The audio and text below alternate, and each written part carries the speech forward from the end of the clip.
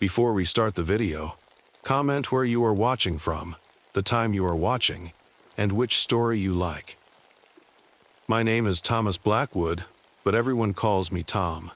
This happened to me back in 1962 when I was working as a senior park ranger in the Great Smoky Mountains. I've kept quiet about it for years because, well, who'd believe me? But I need to tell this story now, even if it sends shivers down my spine just thinking about it. I was 49 then, living alone in my ranger cabin after losing Sarah, my wife, to cancer 2 years before. The job kept me busy, tracking lost hikers, managing wildlife, and making sure folks stayed safe in these ancient mountains. 20 years in the Army as a tracker made me good at my job, real good. But nothing in my military years could have prepared me for what happened that autumn. I still carry my old lucky compass from my Army days, and the Winchester rifle that's been with me through thick and thin. Back then I thought these tools could handle any problem these mountains could throw at me. Funny how life proves you wrong sometimes. It all started on a misty Tuesday evening in October. The kind of evening where the fog rolls in thick between the trees, making the forest look like it's floating in cloud. 3 young hikers came running into my station, their faces white as sheets. They were babbling about strange red lights in the fog and weird sounds they couldn't explain. Now, I'd heard all sorts of stories from scared hikers before: bears, wolves, even the occasional mountain lion. But something in their eyes told me this was different. The youngest one, couldn't have been more than 20, held out his shaking phone to show me a picture. It was blurry, but I could make out 2 glowing red dots in the mist. Those dots, they seemed to stare right through me. The next morning, I found something that made my blood run cold. Just off the main trail, there was a deer lying dead. Its eyes, well, they weren't just gone. They looked like they'd been removed with surgical precision. Next to it, I spotted something odd. Black feathers, bigger than any bird I'd ever seen in these parks. But when I reached down to pick one up, it dissolved into dust right between my fingers. That was just the beginning. If I'd known then what was coming, maybe I could have stopped it. Maybe I could have saved them all. But sometimes, the worst monsters aren't the ones that hide in the dark. They're the ones that hide in plain sight, waiting for you to look them right in their glowing red eye. I better take a break here. Even now, years later, my hands shake when I think about what happened next. But I need to tell this story. People need to know what's out there in the midst of the Smoky. Because sometimes, when the fog rolls in thick and you see strange lights in the distance, the best thing you can do is run. The next day, I packed my gear and headed out to investigate. Something kept nagging at me about those red lights and the dead deer. In my 20 years of tracking, I'd never seen anything like it. I brought my old Winchester rifle, not that I planned to use it, but something in my gut told me I might need it. As I hiked deeper into the park, the air felt different, heavy somehow, like the mountains were holding their breath. I found the hikers' abandoned campsite around noon. Everything was still there: their tent, sleeping bags, even their food hanging in a tree to keep bears away. But their camera was lying on the ground, like they'd dropped it while running. I picked up the camera with shaking hands. The pictures started normal enough, friends smiling, sunset photos, typical tourist stuff. But then things got weird.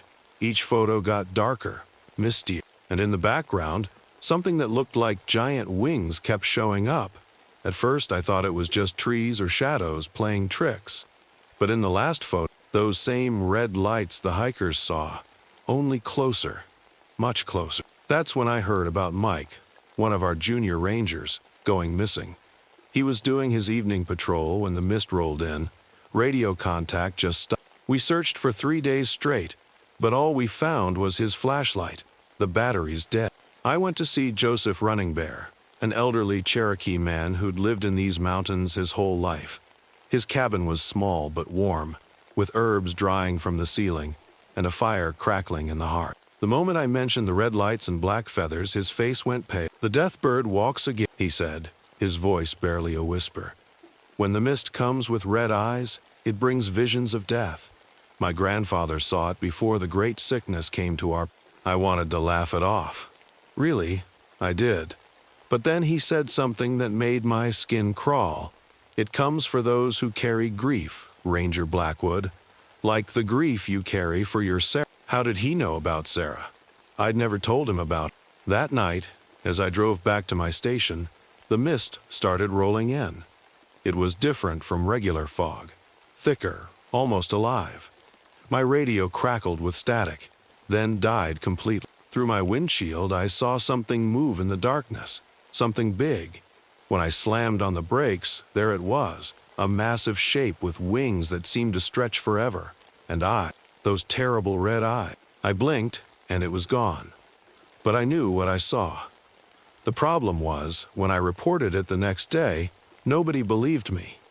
They said the mist was playing tricks on my mind, that I was still struggling with Sarah's death. Maybe they were right. Maybe I was seeing things.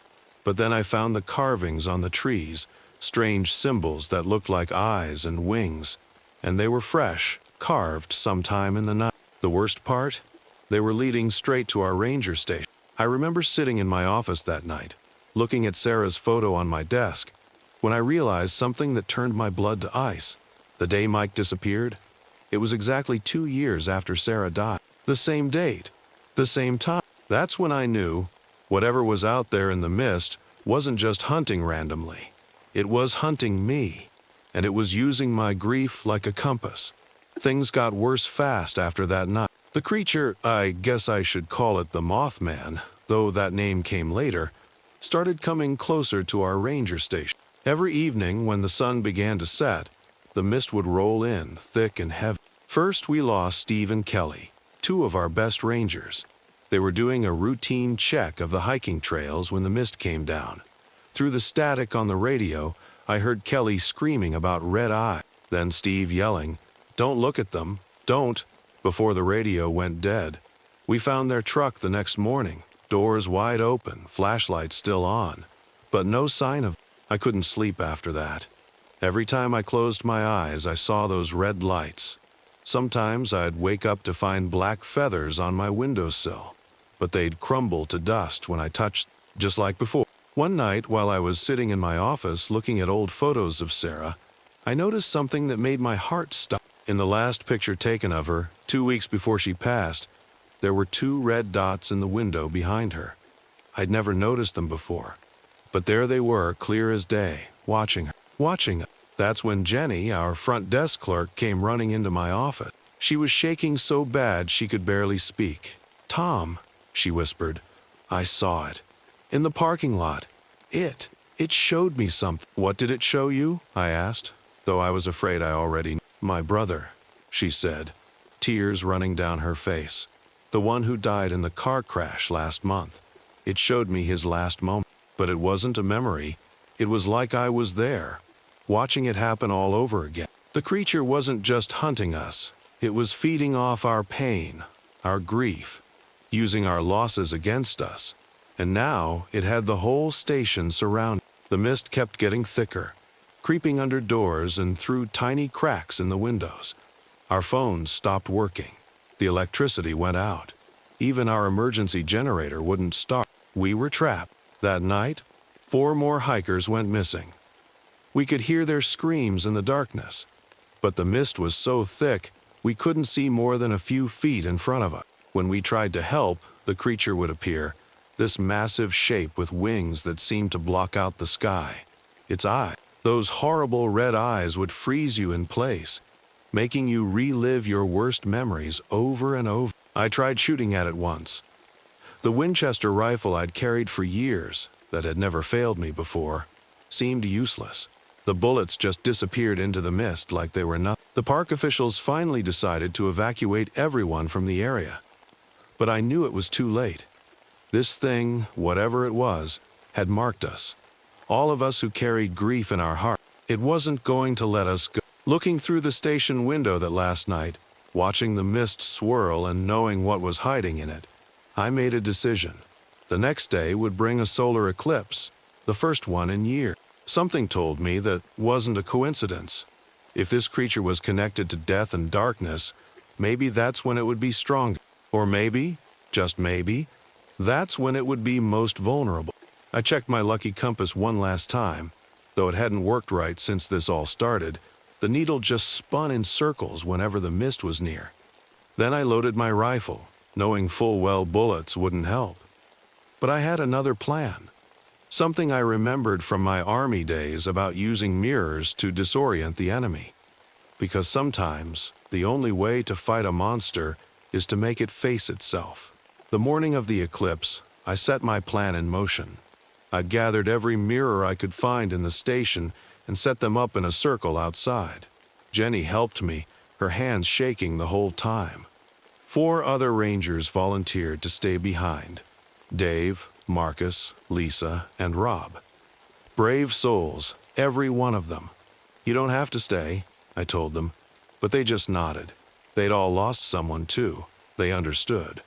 As the eclipse started, the mist came rolling in earlier than usual. The air turned cold, and that heavy feeling I'd come to know settled over everything.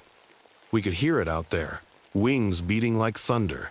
The sound kept getting closer and closer. That's when everything went wrong. Dave panicked. He'd seen something in the mist, a vision of his daughter who died in Afghanistan. He ran straight into the fog, screaming her name. Marcus and Lisa went after him. I heard their screams, one after another, as those red eyes found them. Rob was trying to get the emergency radio working when the creature crashed through the station's front window. The glass shattered everywhere, and the mist poured in like a flood. Those wings, they were even bigger up close, blocking out what little light was left. "Tom!" Rob shouted. "The mirrors!" I grabbed my rifle, more out of habit than anything else, and ran outside. The eclipse was almost complete now, the world getting darker by the second.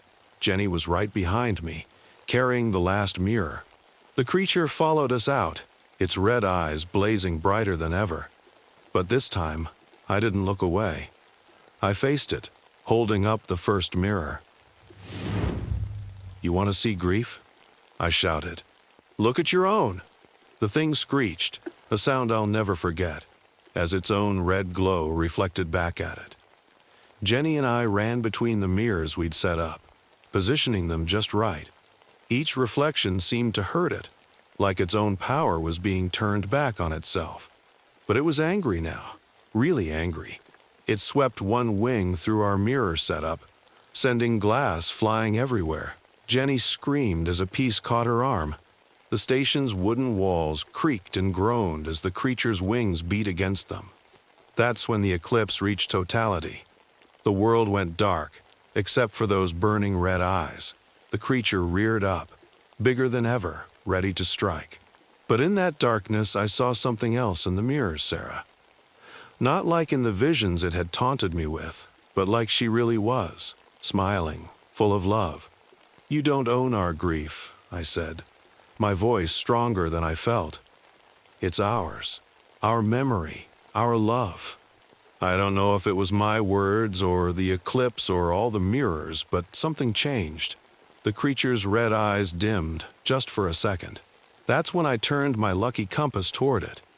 The glass in the compass face reflected those eyes one last time, and the thing just exploded into black feathers that dissolved before they hit the ground. The station was on fire. I never knew how it started. Maybe from all the electrical problems. Maybe from the fight. Jenny and I barely made it out. We were the only ones. Nobody believed our story, of course. How could they? They found the bodies of the other rangers and the missing hikers weeks later scattered through the park. The official report said it was a bear attack. Those who survived were sent to different parks. I ended up in a hospital for a while. They said I had a breakdown. Maybe I did, but I know what I saw. These days, I live in a small house far from the mountains.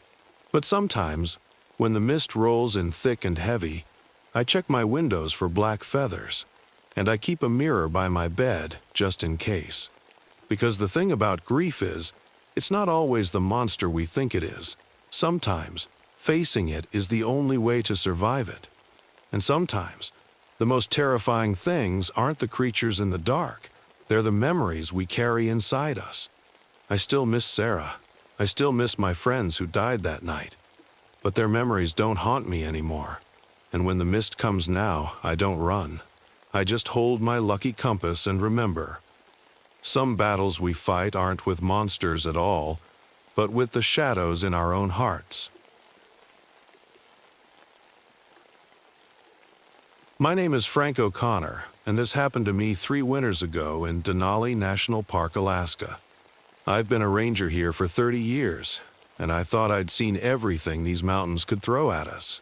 But I was wrong, dead wrong. I still wake up some nights, feeling the biting cold and hearing those sounds, those awful grinding noises coming from deep below the ice. But I need to tell this story. People need to know what's hiding below the permafrost, and why 9 good people never made it out of those mountains. Let me start from the beginning. I was doing my usual morning patrol near the North Ridge. It was early December, and something felt off that day. The air was different, colder than usual, if you can believe it. After 30 years in Alaska, you develop a sense for these things. But what really caught my attention was the silence. No bird calls, no small animals scurrying around. Even the wind seemed afraid to whisper. I should mention that I know these mountains better than anyone. My father was Inuit, and he taught me all the old stories about this land. Stories most people dismiss as fairy tales. Stories about things that sleep in the ice, waiting. I never used to put much stock in those tales myself, until my son Tommy disappeared in the park 3 years ago. The official report said he fell into a crevasse, but I never believed it. Tommy was too experienced for that. That morning, I noticed something strange near the old glacier field. The ground was trembling, just slightly, like a purring cat. At first, I thought it was just another small earthquake. We get those all the time. But then I saw the ice formations. Dozens of perfect spiral shapes like frozen tunnels had appeared overnight. They weren't there during yesterday's patrol. I'd stake my life on it. I radioed back to base camp. "This is O'Connor at Grid Point 7.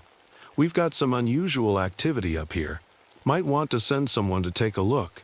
Little did I know, those words would set in motion a chain of events that would change everything. Looking back now, I wish I'd kept my mouth shut. Maybe then, those scientists would never have come. Maybe then, we wouldn't have woken up what was sleeping down there. But you can't change the past, can you? All you can do is tell the story and hope someone learns from it. And believe me, this story, it's one that needs to be told.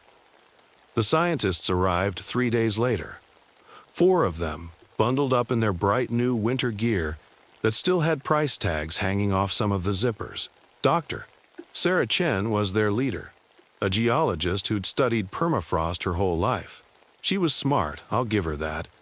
But she didn't understand the mountains like I did. Nobody did.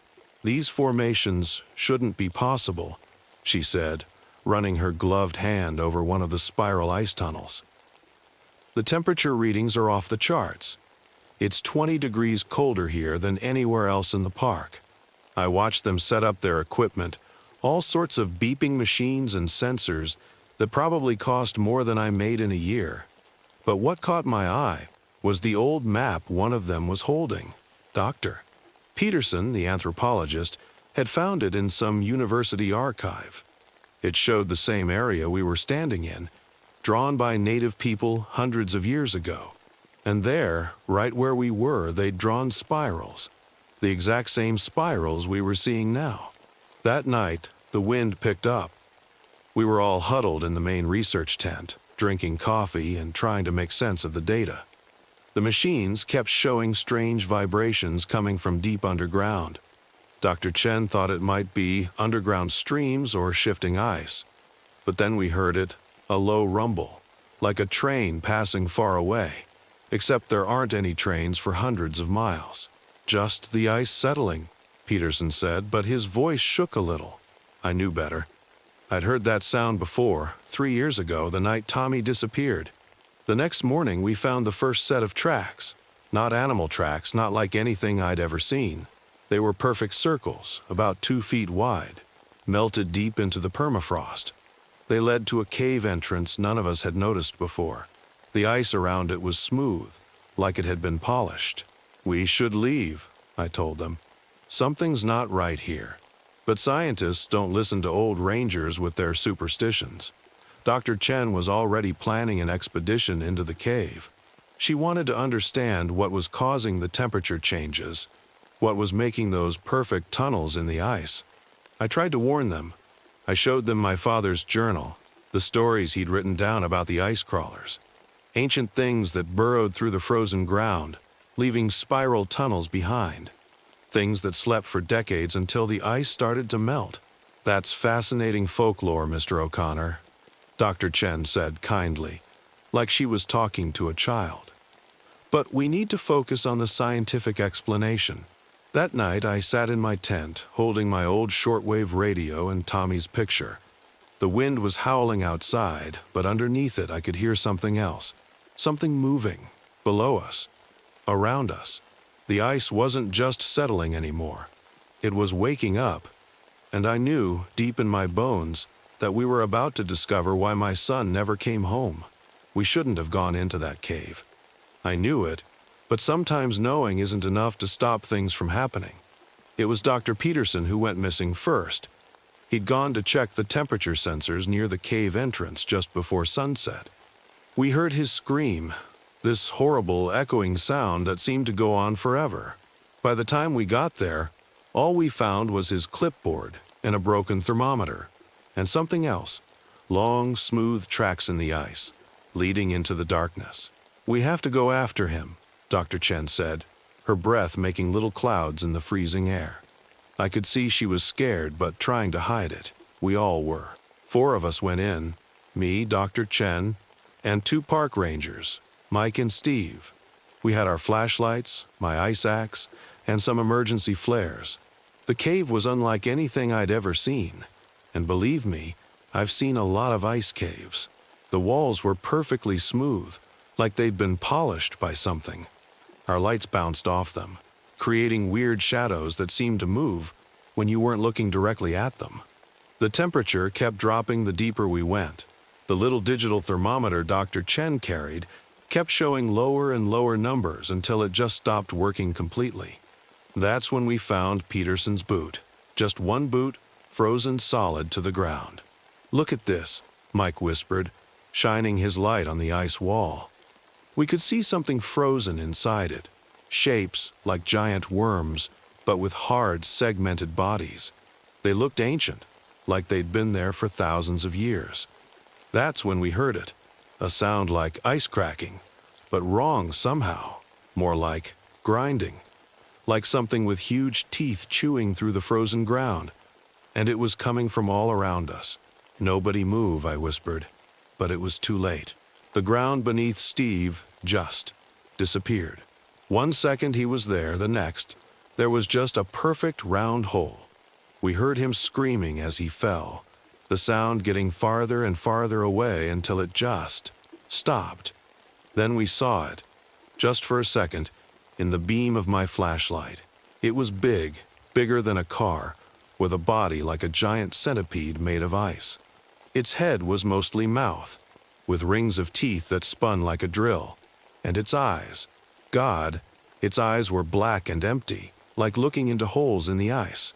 It moved so fast, faster than anything that big should be able to move. We ran. We ran like hell back toward the entrance, but the thing was following us. We could hear it in the walls, in the ceiling, under our feet. It was hurting us, I realized, driving us deeper into its tunnels. Dr. Chen slipped on the ice, and I reached back to grab her hand. That's when I saw my son's backpack, frozen in the wall. It was just sitting there, perfectly preserved in the ice, looking exactly like it had the day he disappeared.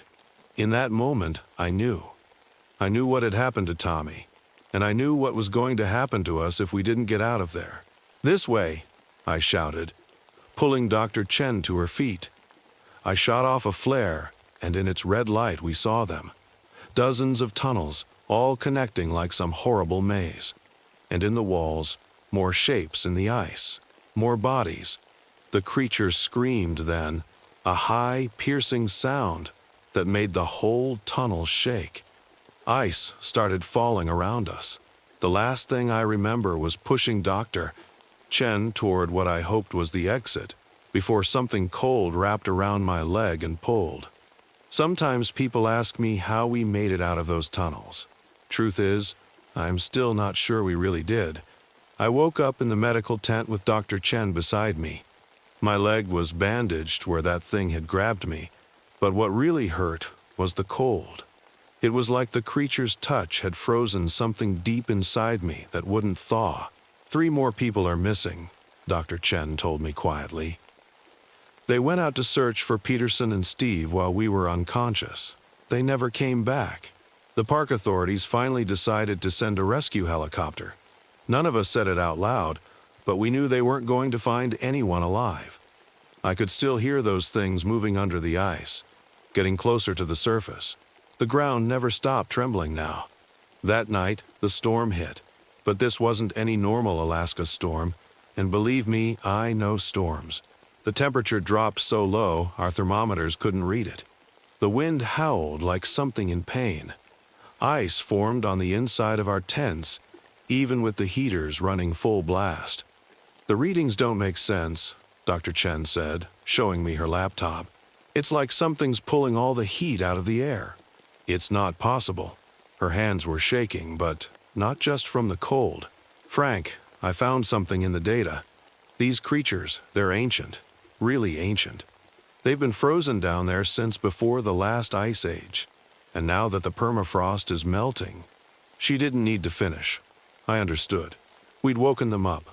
All of us, with our machines, our digging, our warming planet. We'd disturbed something that should have stayed sleeping. The helicopter arrived just before sunset. I tried to warn them not to land. The wind was too strong, the ice too treacherous, but they tried anyway. We all watched in horror as the rotors suddenly froze mid-spin, ice forming so fast it looked like magic. The helicopter dropped like a stone. That's when the attack started. The ice beneath our base camp just opened up. Perfect circular holes appeared everywhere, like the ground was turning into Swiss cheese. We could hear them coming up the tunnels, that awful grinding sound getting louder and louder. "Run," I shouted. But where could we run to? The storm had us trapped.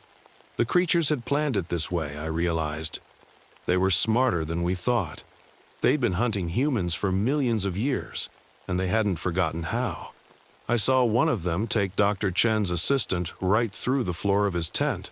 Another burst through the ice wall of the equipment shed, its drill-like mouth spinning. The noise was unbearable, the screaming, the grinding, the wind all mixed together. In all the chaos, I caught a glimpse of something in one of the ice tunnels. It was bigger than the others, much bigger, and it was calling to them, somehow, controlling them. A queen, I thought, just like in my father's stories. That's when I knew what I had to do. I grabbed my backpack, the one I'd kept packed ever since Tommy disappeared. Inside were the things I never told anyone about. The dynamite I'd brought for just this kind of moment, though back then I'd thought I was crazy for bringing it. Turns out sometimes crazy is just another word for prepared. "Dr. Chen," I yelled over the storm. "Get everyone out. Head for the ranger station. Don't stop for anything." She tried to argue, but I could see in her eyes that she understood. Some things are worth dying for. Stopping these creatures from reaching civilization, that was one of them. As I watched her lead the survivors away, I took out Tommy's picture one last time. "I'm coming, son," I whispered. Then I headed down into the tunnels, toward the sound of the Queen. Sometimes the only way to kill a monster is to become one yourself. The deeper I went into those tunnels, the colder it got. My flashlight showed me the way, but I almost wished it hadn't. There were bodies in the ice walls, not just Tommy's and the recent victims, but older ones, much older. Some looked ancient, frozen with looks of terror on their faces that the ice had preserved perfectly. I followed the sound of the Queen. It was like a deep humming that vibrated in my bones. The tunnels kept getting bigger until I found myself in a massive ice cave. My flashlight beam couldn't even reach the ceiling. That's where I saw her. The Queen was enormous, as big as a whale, but shaped all wrong. Her body was segmented like her children, but covered in what looked like ice armor. When she moved, the whole cave shook. Her head was crowned with long, sharp spikes, made of some kind of clear crystal. But it was her eyes that stopped me cold. They were intelligent. She knew exactly what I was doing there. That's when I saw him, Tommy. He was frozen in the ice just below the queen, his hand reaching out like he was trying to escape. He looked exactly like he had 3 years ago, perfectly preserved by the ice. My boy, my son. I'm sorry I didn't find you sooner, I whispered. The queen's children were coming now. I could hear them grinding through the walls, the floor, the ceiling. I didn't have much time. I took out the dynamite and started setting it up, my hands shaking from cold and fear. The creatures were getting closer. I could see them emerging from their tunnels now, surrounding me. The queen let out a sound that made my ears ring, a command to attack, I guess. But I was ready. I'd planted the dynamite in just the right spots, places where the ice looked weakest, places where the whole cave might come down. I took out my last flare and Tommy's picture. "This is for my son," I said, and lit the fuse. The creatures rushed at me from all sides. I felt their icy breath, saw their drill-like mouths spinning.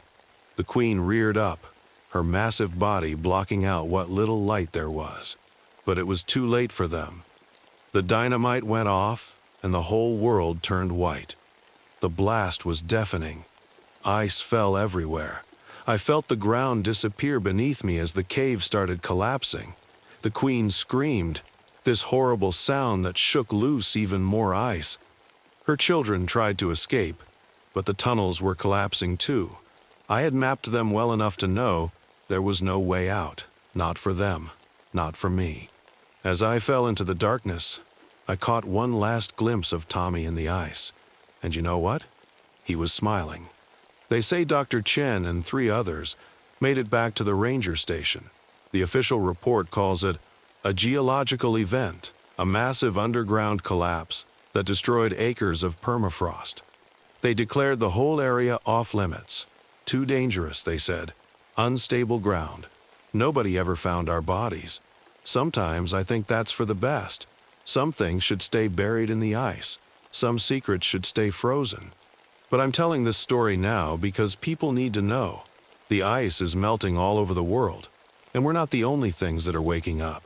So if you're ever up in Denali, and you hear a grinding sound coming from deep below the ice, or see strange spiral patterns in the frost, don't stop to investigate. Don't let curiosity get the better of you. Just run. Run as fast as you can. Because not all the ice crawlers died that day. And the ice is still melting.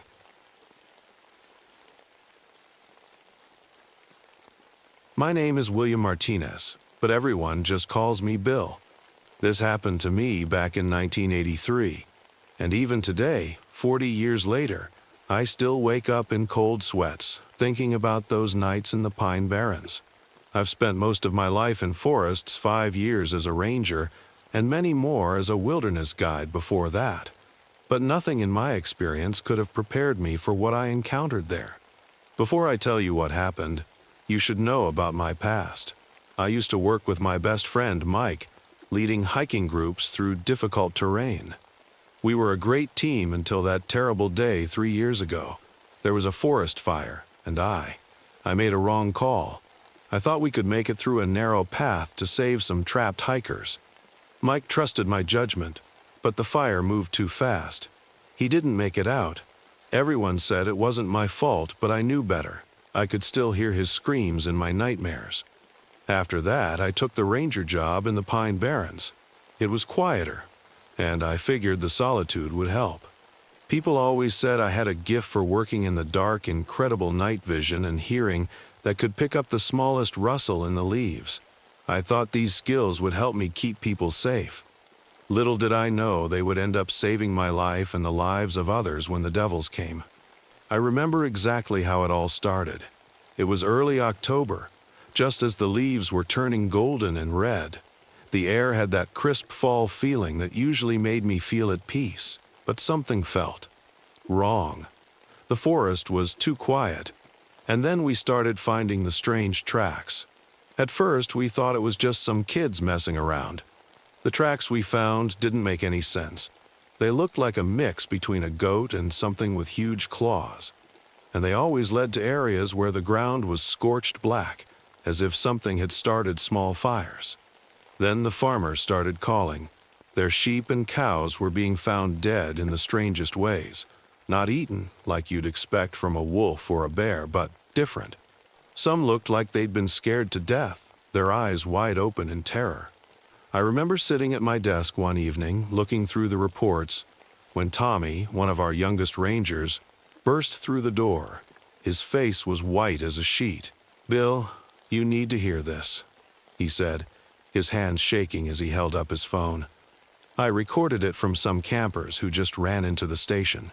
He played the recording, and my blood ran cold. It was a sound I'd never heard before, like a scream, but not human or animal. It was something else entirely, something that made the hair on the back of my neck stand up. The campers' story was even worse. They swore they saw something flying between the trees at night. Not like an owl or a bat, but something bigger, much bigger. When they tried to take pictures, their phones went dead. And then they started seeing things, terrible things that couldn't be real. I pulled out my old modified flare gun and checked it was loaded. Something told me I'd be needing it soon. The forest didn't feel like home anymore.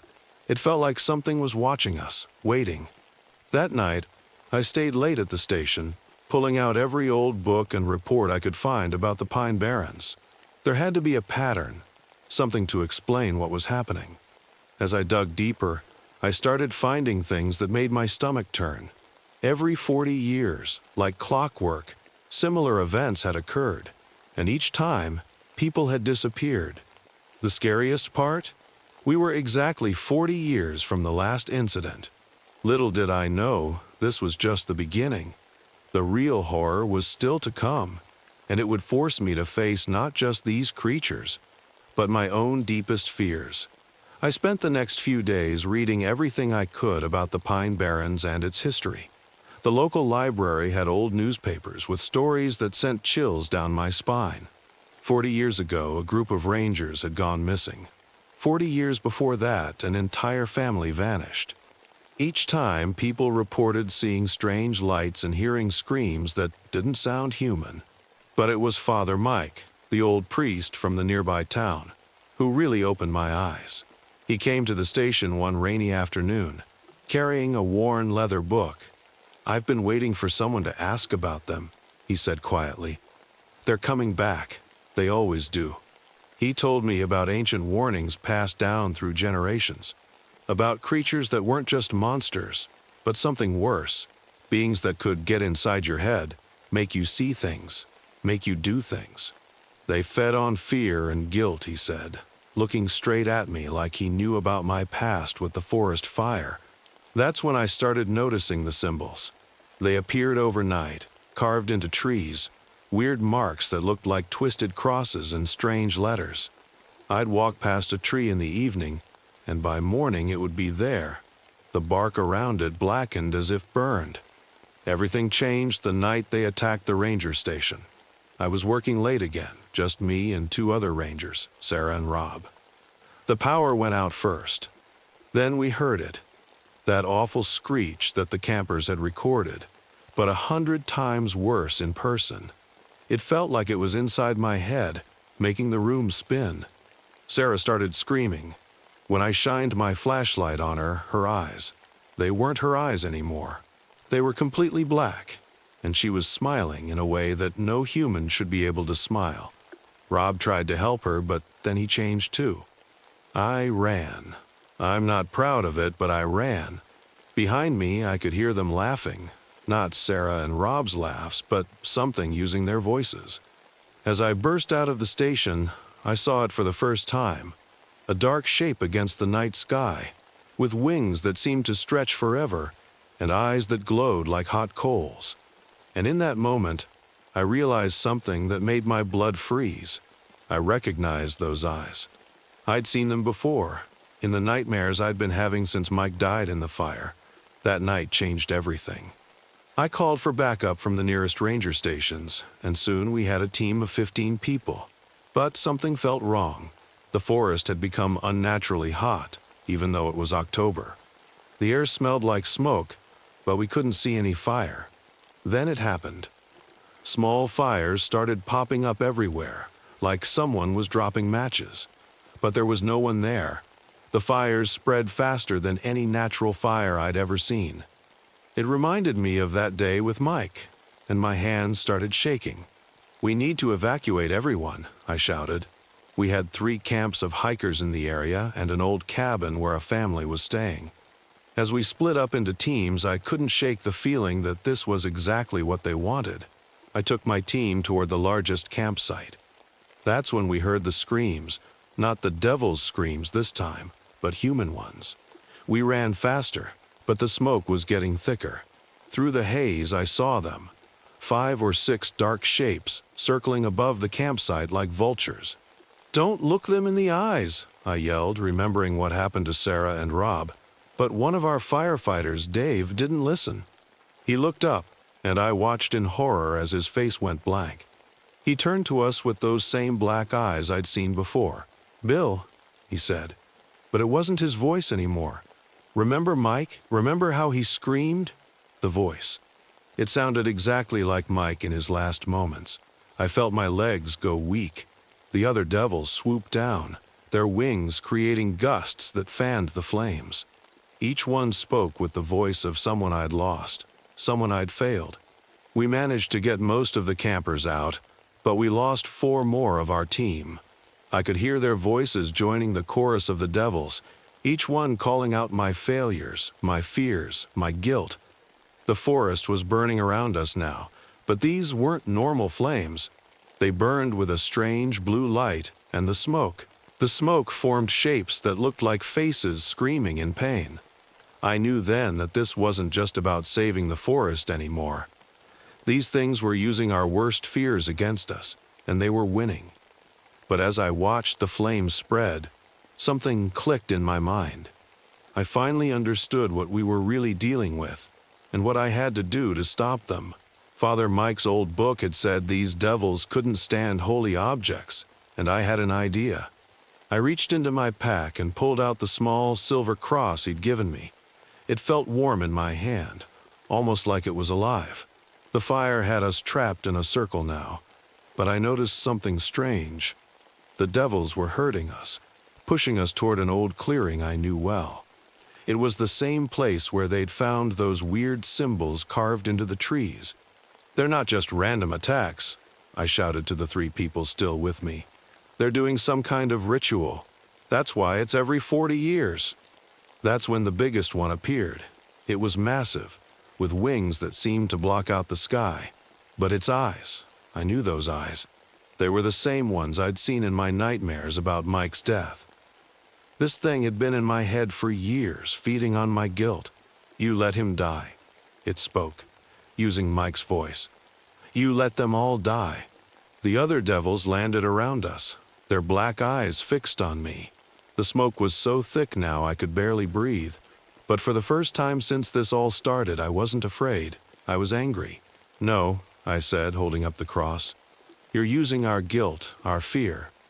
But Mike's death wasn't your story to tell." The leader screeched, that horrible sound that made everyone else cover their ears and fall to their knees. But this time, I stood my ground. I pulled out my flare gun, the one I'd modified with special rounds Father Mike had blessed. The devil dove at me, its claws extended. I fired. The flare hit it right in the chest, but instead of just burning, it exploded in a burst of white light. The creature screamed, not with Mike's voice now, but its own terrible shriek. The other devils attacked all at once. Everything became chaos. Claws slashed at me, burning me, but I kept firing. Each flare found its mark. One by one, they burst into that same white light and vanished. Finally, only the leader was left. It looked smaller now, weaker. I could see its true form through all the smoke and fire, not the massive demon it pretended to be, but something old and desperate, feeding on human fear to survive. "You don't own my guilt anymore," I said, and fired my last flare. The last thing I remember was a flash of light, brighter than anything I'd ever seen. When I woke up, I was in the hospital. My arms and face were badly burned, and the doctors said I was lucky to be alive. The official story was that it had been a forest fire started by lightning. 11 people died that night, 5 rangers, 4 firefighters, and 2 priests who had come to help. But I knew the truth, and so did the survivors who were there with me. Sarah and Rob recovered in the hospital too. They didn't remember anything from when they were possessed, but they had nightmares just like me. The symbols on the trees disappeared, leaving only burn marks behind. The strange tracks vanished, and the livestock killing stopped. But the Pine Barrens changed after that night. The burned areas never quite grew back the same way. Even years later, nothing grows in the clearing where we had our final fight. The locals say the ground there is cursed. Sometimes, on quiet nights when I'm alone, I think about Mike. Not about the fire that took him, but about the good times we had. The devils tried to use my guilt to destroy me, but in fighting them, I finally learned to forgive myself. I still work as a ranger, but in a different forest now. My scars healed, mostly, though my hands shake sometimes when I hear unexpected noises in the dark. I keep Father Mike's cross with me always, and my modified flare gun stays loaded, just in case. People ask me if I think they'll come back in 40 years. I don't know. But I do know this. The Pine Barrens hold secrets darker than most people can imagine, and some devils don't need wings and claws to haunt us. Sometimes the real devils are the ones we carry inside ourselves, feeding on our guilt and fear until we find the strength to face them. As for me, I sleep a little better these days. The nightmares aren't as frequent, and when they come, they don't seem as scary anymore. Because now I know the truth. No matter how dark the night gets, dawn always comes eventually. And if those devils ever do come back, well, let's just say I've got a few more blessed flares ready and waiting.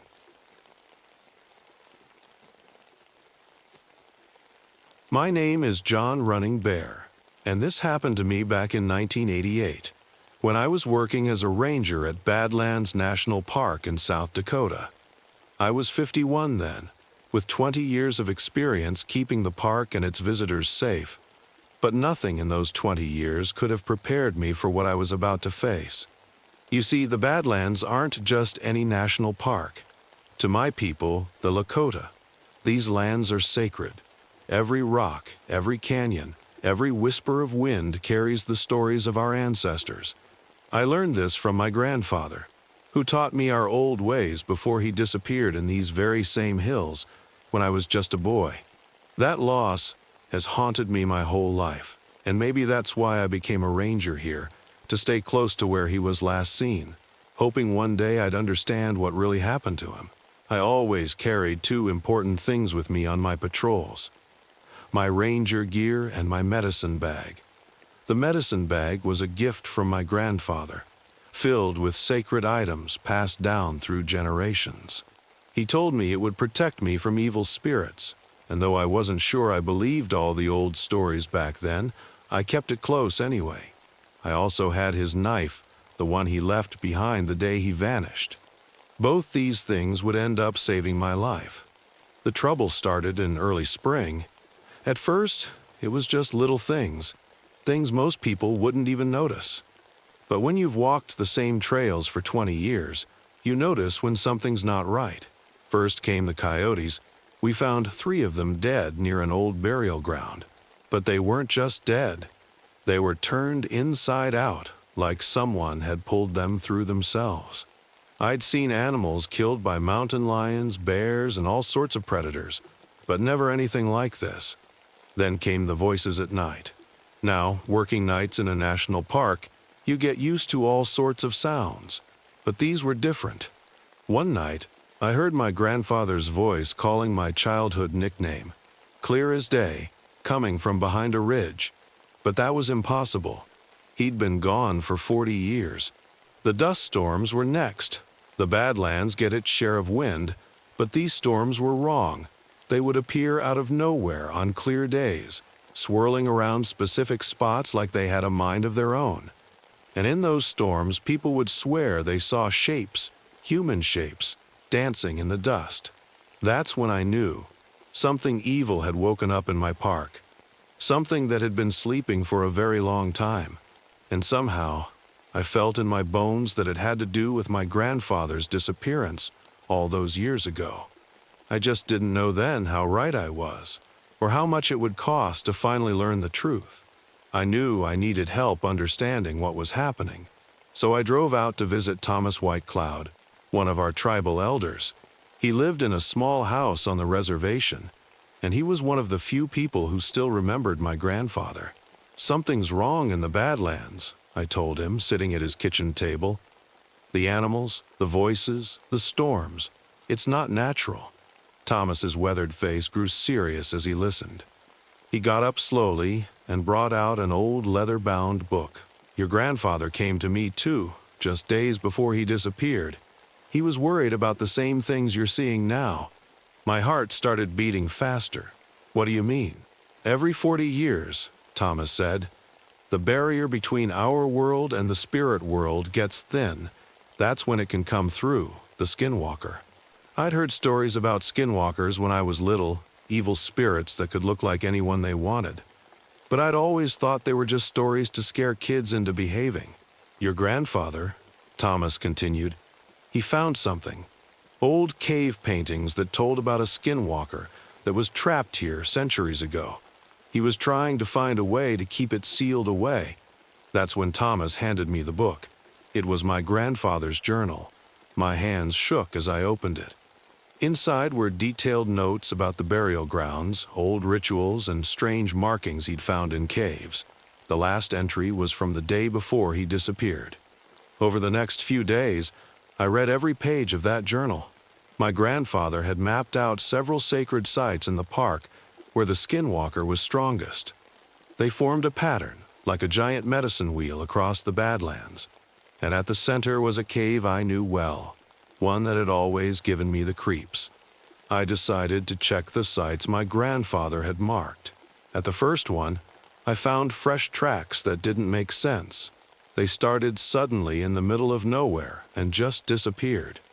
At another site, I found claw marks on the rocks that were too big to be from any animal I knew. But it was at the third site that things got really bad. I was checking some old pictographs when I heard Sarah, one of our newer rangers, calling for help. I rushed toward her voice, but when I got there, I found only her radio and hat on the ground. Then I heard her voice again behind me this time. I turned around, and there she was, smiling. But something was wrong with her smile.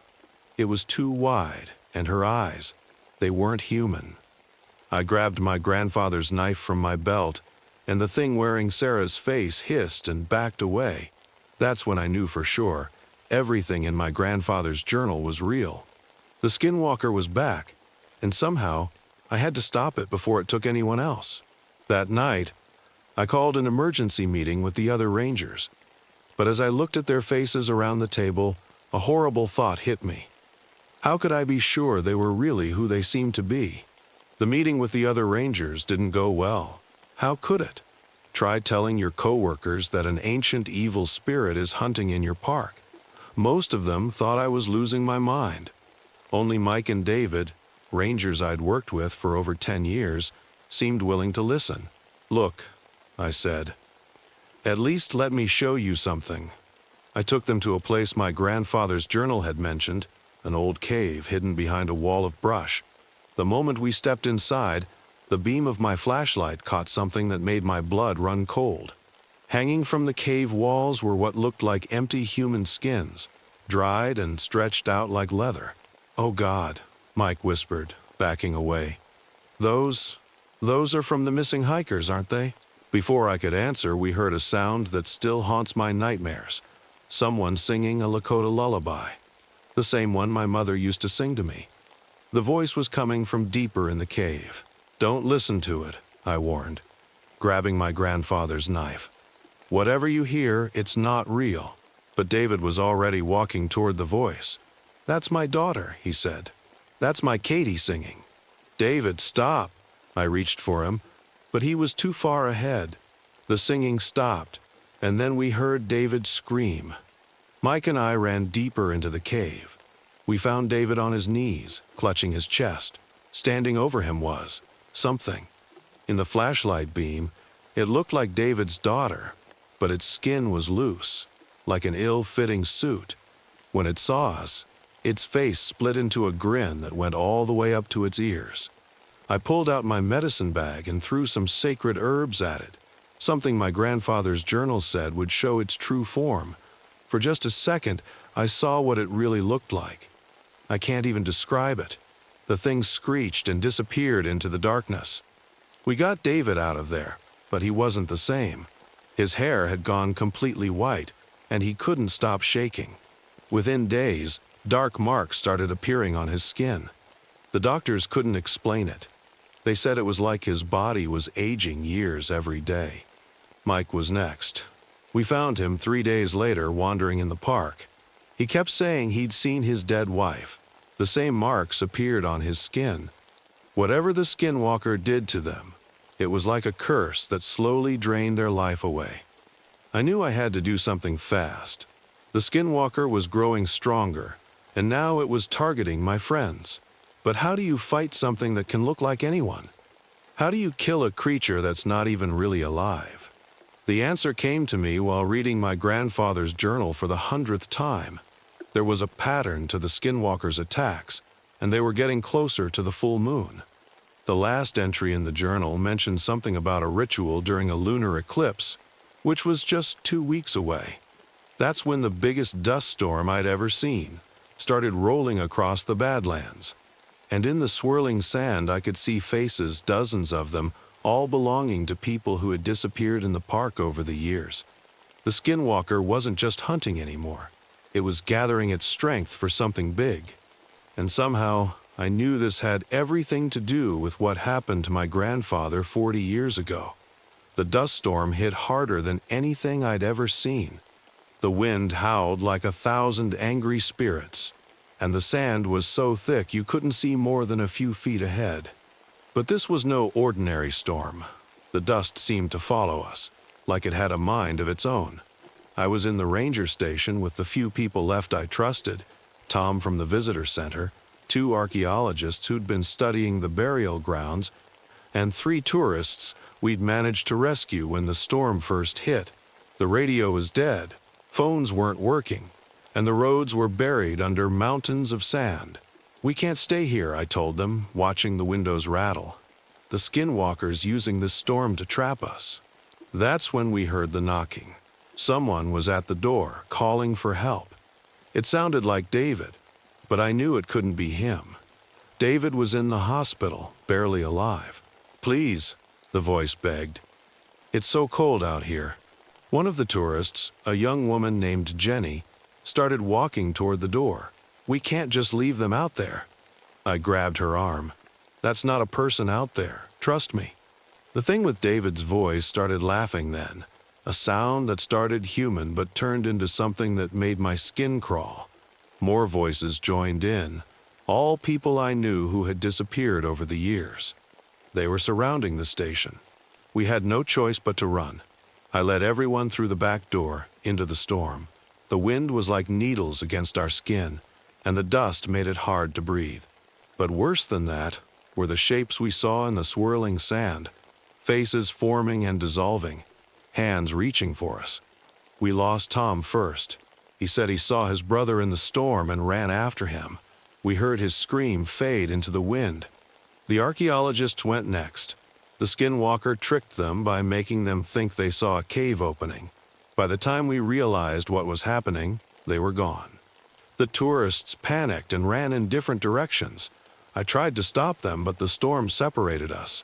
Their screams told me what happened to them.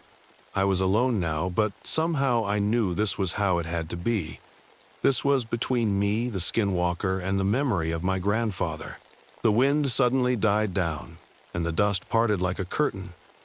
There, in front of me, was the sacred cave from my grandfather's journal, and standing in the entrance was my grandfather himself, looking exactly like he did the day he disappeared. "John," he said, smiling and holding out his arms, "I've been waiting for you." My heart ached to run to him, to hug him one last time. But I remembered what the real thing wearing Sarah's face had looked like when I threw the sacred herbs at it. I grabbed my medicine bag. "You're not my grandfather," I said, my voice shaking. "He died trying to stop you." The thing wearing my grandfather's face stopped smiling. Its skin started to ripple and move, like something was crawling underneath. "Smart boy," it said, but not in my grandfather's voice anymore. This voice was ancient and cold, like wind through a graveyard. "He tried to trap me in this cave 40 years ago. Would you like to see what I did to him?"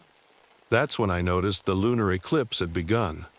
The moon was turning red, just like my grandfather's last journal entry had warned about. Whatever was going to happen, it would happen tonight. I gripped my grandfather's knife tighter and stepped toward the cave. I was terrified, but I knew what I had to do. It was time to finish what my grandfather had started. I followed the skinwalker into the cave. My flashlight beam bounced off the walls, making shadows dance. The air got colder with each step, and I could hear whispers echoing all around me, the voices of everyone the creature had taken over the years. The cave tunnel led down, down, down. The walls were covered with ancient paintings that seemed to move in my flashlight beam. They told a story, the same story that was in my grandfather's journal, about how our ancestors had trapped the skinwalker here long ago. Finally, the tunnel opened into a large cave room. The ceiling had a hole that let in the red light from the eclipsed moon. The skinwalker stood in the center, still wearing my grandfather's face, but wrong somehow, like a mask that was melting. "Your grandfather was clever," it said. "He found the old ritual that could trap me again, but he made one mistake. He came alone." It smiled, showing teeth that were too sharp to be human, just like you did. "He didn't make a mistake," I said, my voice stronger than I felt. "And I'm not alone." I pulled out my grandfather's journal and knife. The skinwalker laughed, but then stopped when I started reading the words my grandfather had written, an ancient prayer in Lakota. The cave paintings began to glow with a faint blue light. The skinwalker screeched and lunged at me. Its face split open, showing what it really was underneath, something dark and twisted that hurt my eyes to look at. I slashed at it with the knife, and black blood hit the cave floor, sizzling like hot oil. But then it grabbed me with hands that felt like ice. My chest went cold, and I could feel it trying to curse me like it had cursed David and Mike. That's when something amazing happened. A warm wind filled the cave, and I heard a familiar voice, my grandfather's voice, but real this time, not the skinwalker's copy. A light glowed from my medicine bag, and suddenly I wasn't alone. The spirits of all my ancestors were there, their shapes glowing blue in the darkness, and among them was my grandfather, looking just like I remembered him. "Together, John," he said, "just like it should have been 40 years ago." The skinwalker screamed as the spirits surrounded it. I read the last words of the ritual, and the cave paintings glowed brighter than ever. The hole in the ceiling lined up perfectly with the eclipsed moon, making a beam of red light shine down on us. I raised my grandfather's knife, now glowing with the same blue light as the spirits, and brought it down hard. The skinwalker's screech shook the whole cave. Its body began to crack like dried mud, light pouring out from inside it. The creature broke apart, turning to dust that swirled in the air before being pulled into the cave walls themselves. The paintings absorbed it, trapping it just like they had hundreds of years ago. When it was over, the spirits began to fade. My grandfather smiled at me one last time. "I'm proud of you," he said. "Take care of these lands. The skinwalker isn't the only spirit that sleeps here." Then they were gone. I was alone in the cave, holding my grandfather's knife and journal. Outside, The eclipse was ending, and the dust storm had finally stopped. I still work as a ranger in the Badlands, but now I'm also something else, a protector, like my grandfather was. I keep his journal close, and I watch for signs. Because the Skinwalker wasn't lying about one thing, there are other spirits out there, and someone needs to be ready when they wake up. But that's another story.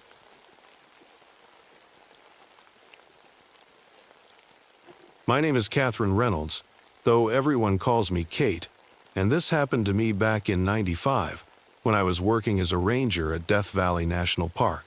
I still have nightmares about it.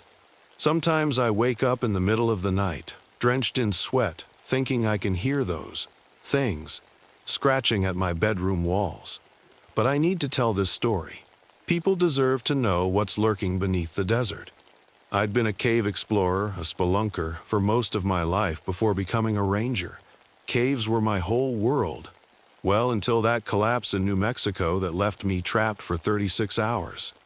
After that, every tight space made my heart race. Funny how life works. I went from someone who lived for underground adventures to someone who got sweaty palms just riding in an elevator. But I couldn't give up the caves completely. That's why I took the ranger job, to stay close to what I loved, but in a safer way. Death Valley was beautiful in its own harsh way. Most people think it's just empty desert, but there's so much more to it. Hundreds of caves honeycomb the mountains, and I knew them all by heart. Having a photographic memory helped. Once I saw a cave map, it stayed in my head forever. That memory would end up saving my life, though I didn't know it then. It all started when the ground began to shake. Not big earthquakes, just little tremors that made the coffee ripple in your cup. Then came the sounds. At first, they were so faint you'd think you were imagining them, like a whisper coming up from deep underground. Some of the hikers reported hearing strange noises, like something scratching against rock. But when we went to check, we never found anything. Then the spelunkers started going missing. That's when they found the new cave system. And that's when everything went to hell. It started with the Martinez couple. They were experienced cavers who'd been exploring Death Valley for years. When they didn't return from their weekend trip, we weren't too worried at first. Seasoned explorers sometimes stay out longer than planned. But when their car sat in the parking lot for 5 days straight, I knew something was wrong. Really wrong. We found their equipment scattered near the entrance of a cave system none of us had seen before. Their ropes were still anchored to the rocks, disappearing into a dark crack in the mountainside. What scared me most wasn't the abandoned gear, it was the claw marks around the cave mouth. They looked fresh, and nothing I knew of in Death Valley could make marks like that. I organized a search team, 4 rangers including myself, 3 scientists who specialized in cave biology, and 5 professional cavers. Looking back, I wish I'd brought more people. Or maybe no people at all. The day before we went in, Dr. Chen, one of the scientists, found something that made my skin crawl.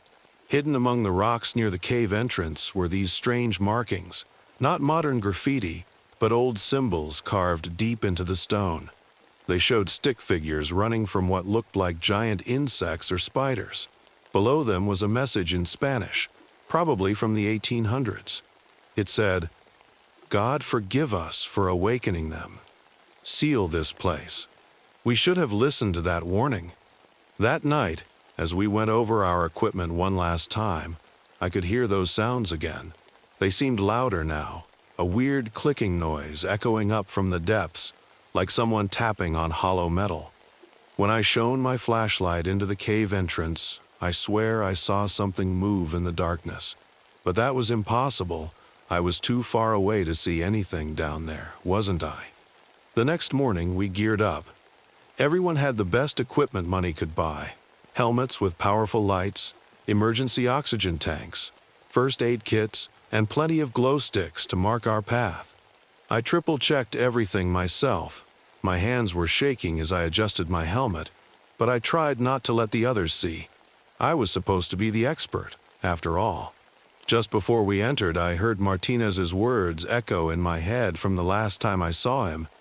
"Kate, there's something weird about these caves. They feel alive." If only I'd paid more attention to what he meant. The cave entrance was barely wide enough for one person. We went in single file, our headlamps cutting through the darkness. I led the way with Tom, another ranger, right behind me. The air got colder with each step down. The walls were different from any cave I'd seen before, smooth in some places, like they'd been polished by something. After about an hour of careful climbing, we reached a huge chamber. Our lights couldn't even reach the ceiling. The floor was littered with rocks and something else, Doctor. Chen picked up what looked like a shell, glossy black and bigger than his hand. Nobody said what we were all thinking. It looked like it came from some giant insect. That's when we heard Sarah, one of the cavers, scream. She'd found the Martinez's camera, cracked but still working. The last photo showed a blurry shape in the darkness, something with too many legs. The timestamp was from 5 days ago, exactly when they went missing. "Maybe we should head back," Tom whispered. But we couldn't, not yet. Not when we might still find the Martinez couple alive. We split into 2 groups to cover more ground. I took my team through the left tunnel, marking our path with green glow sticks. The other team, led by Tom, took the right tunnel with blue markers. We agreed to check in by radio every 15 minutes. The tunnel got narrower as we went deeper. The air felt thick and strange, like breathing soup. Our lights showed weird stringy stuff on the walls, not spider webs, but something like dried slime. The clicking sounds were getting louder now, echoing from somewhere ahead. They had a pattern to them, almost like communication. After about 30 minutes, Dr. Chen's voice cracked through the radio. "Kate, you need to see this. We found something in a side chamber, something big." That's when our radio died. All of them did, at the exact same time. And then we heard the screams coming from Tom's tunnel. We ran toward the screams, our footsteps echoing off the cave walls. My heart was pounding so hard I could barely breathe. The tunnel twisted and turned, but I remembered every step from my mental map. Then we found Tom's group, or what was left of them. Their glow sticks were scattered everywhere, casting blue light on the walls. Equipment lay broken on the ground, and there was blood. Not much, but enough to know someone was hurt. Dr. Rodriguez, one of our scientists, was sitting against the wall, shaking. His leg had a nasty burn on it, like someone had spilled acid. They took Sarah, he kept saying over and over. They just grabbed her, pulled her into that crack in the wall. We couldn't. Then we heard it, Sarah's voice, distant but clear. "Help, please, I can see light down here." I wanted to run. Every cell in my body was screaming at me to get out, but I couldn't leave her. I knew what it was like to be trapped in the dark, thinking no one would come for you. "Stay here with Rodriguez," I told the others. "I'm going after her." The crack in the wall was barely wide enough for me to squeeze through. My claustrophobia hit hard. I could feel the weight of the mountain above me, pressing down. But I kept going, following Sarah's voice. The tunnel opened into another chamber, bigger than the first. My light showed hundreds of those black shells scattered across the floor. And something else. Bones. Old bones. Human bones.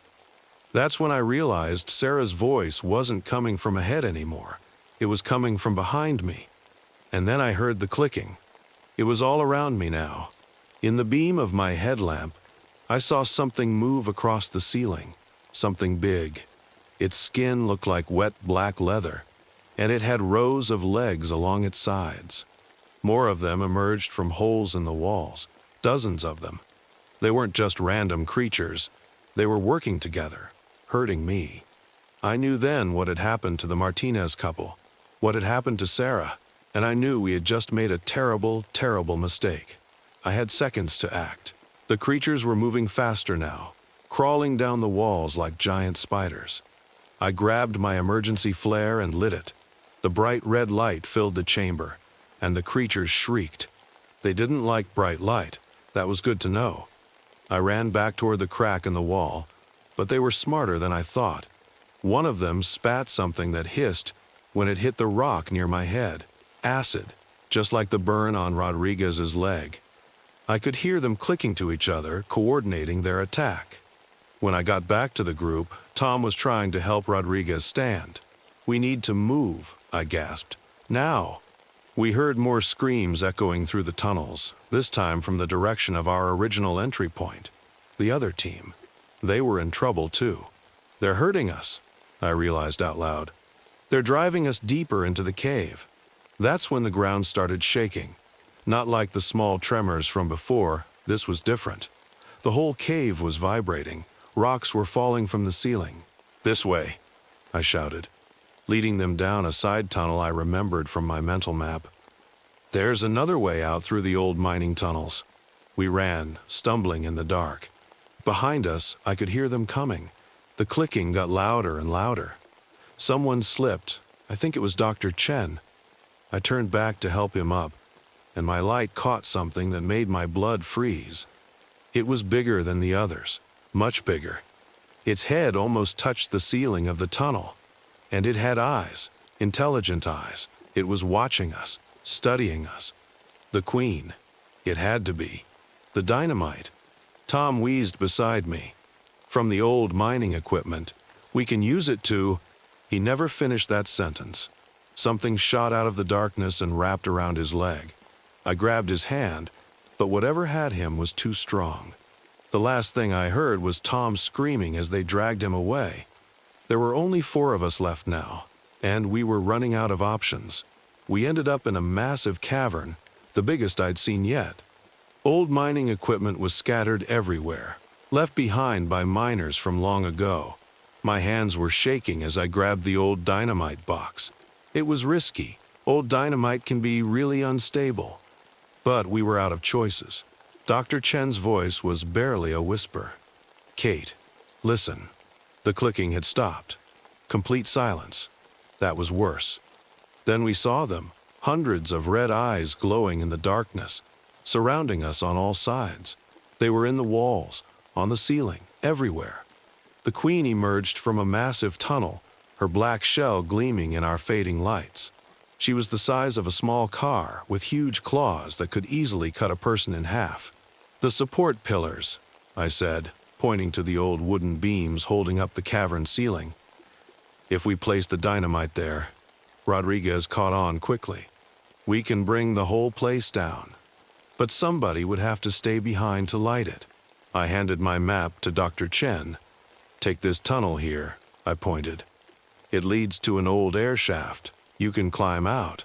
I took a deep breath. "I'll set the charges." "Kate?" "No. I'm the only one who knows these caves by heart. I can find another way out." That was a lie, but they didn't need to know that. As they disappeared down the tunnel, I started placing the dynamite. The creatures were getting closer, but they were being careful. They knew I was up to something. The Queen made this horrible screeching sound. They all started moving at once. I lit the first fuse. Then I ran. I ran like I'd never run before, my legs burning, lungs screaming for air. Behind me, the first explosion shook the cave. Then another, and another. The ceiling started coming down. Rocks were falling everywhere. My headlamp was dying, flickering with every step. I could hear the creatures screaming as the tunnels collapsed behind me. The Queen's angry roar shook the whole cave. I took a left, then a right, my memory guiding me through the darkness. A rock hit my shoulder, hard. I stumbled but kept running. The oxygen in my emergency tank was almost gone. The air was getting thick with dust. Then I saw it, a tiny spot of daylight, way up high. An old air shaft, barely big enough for a person. My last chance. Something grabbed my leg. I kicked hard and felt my boot connect with something solid. There was a hiss of pain, and the grip loosened. I scrambled up the shaft, climbing faster than I ever had before. My fingers were bleeding from grabbing the sharp rocks, but I couldn't stop. The walls were shaking. The whole mountain felt like it was coming down. Below me, I could hear them coming up the shaft. The clicking was getting closer. 20 feet to go. 15. 10. My hand reached the surface. I pulled myself up just as the shaft collapsed behind me. The ground was still shaking. All across the mountainside, caves were caving in. The whole underground network was collapsing. I lay there in the desert sun, gasping for air, watching dust clouds rise from dozens of cave entrances. After a while, the shaking stopped. The dust settled. Silence returned to Death Valley. The rescue team found me there an hour later. They also found Dr. Chen, Rodriguez, and Miller. They'd made it out through the air shaft I'd shown them. But everyone else, Tom, Sarah, the Martinez couple, and the others, they were all gone, buried with those things under thousands of tons of rock. The official report called it a natural cave-in. They sealed off the whole area, put up warning signs, told everyone to stay away. But sometimes, late at night, when everything is quiet, I press my ear to the ground and listen. And sometimes, just sometimes, I think I can hear clicking, deep beneath the desert, waiting. That's why I'm telling this story now, because I need people to know what's down there, and I need them to understand some places should stay buried, some doors should never be opened. I retired from the Park Service after that day. I couldn't go near caves anymore. My claustrophobia won in the end, but that's okay. I've seen enough of what lives in the dark. I just hope those creatures stay buried this time. But deep down, I know better. They're still down there, waiting, listening, clicking,